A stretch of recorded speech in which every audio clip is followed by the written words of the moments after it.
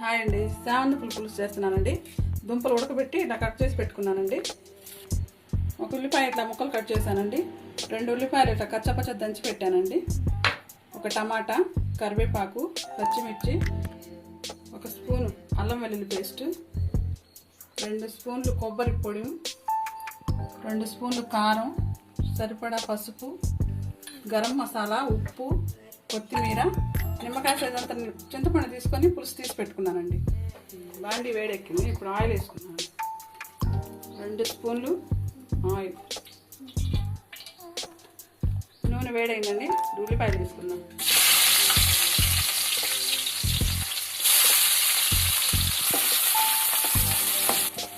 దంచి పెట్టుకున్న ఉల్లిపాయలు కూడా వేసి ఎర్రగా వేగనిద్దామండి. గ్రేవీ కోసం ఉండి ఇలా ఉల్లిపాయలు దంచి దాంట్లో వేసుకోవాలి. కరివేపాకు, పచ్చిమిర్చి కూడా వేస్తున్నామండి.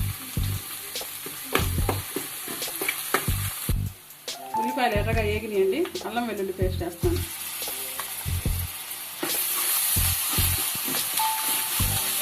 వేగిందండి.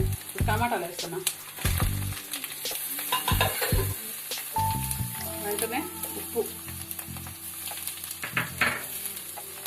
1/2 టీ స్పూన్ పసుపు. టమాటాలు కొంచెం మెత్తగా మగ్గనిద్దాం. 1 స్పూన్ ధనియాల పౌడర్, 2 స్పూన్లు కొబ్బరి పౌడర్,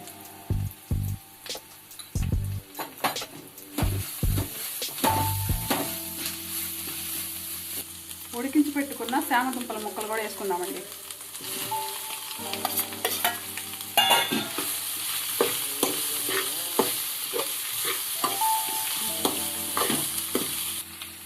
శామదుంప ముక్కలు వేసి 1 నిమిషం అయిందండి. ఇప్పుడు 2 టేబుల్ స్పూన్లు కారం వేస్తున్నాను. ఇంకొక నిమిషం ఉంచి పులుసు పోసేస్తాను. శామదుంప ముక్కలు కారం వేసి 1 నిమిషం పెట్టానండి. ఇప్పుడు చింతపండు పులుసు పోస్తున్నానండి.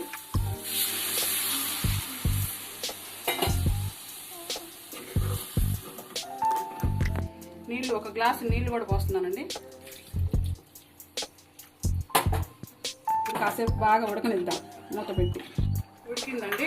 లాస్ట్లో గరం మసాలా 1/2 టీ స్పూన్ వేస్తున్నానండి. 1 నిమిషం తర్వాత కొత్తిమీర కూడా వేసుకోవాలి.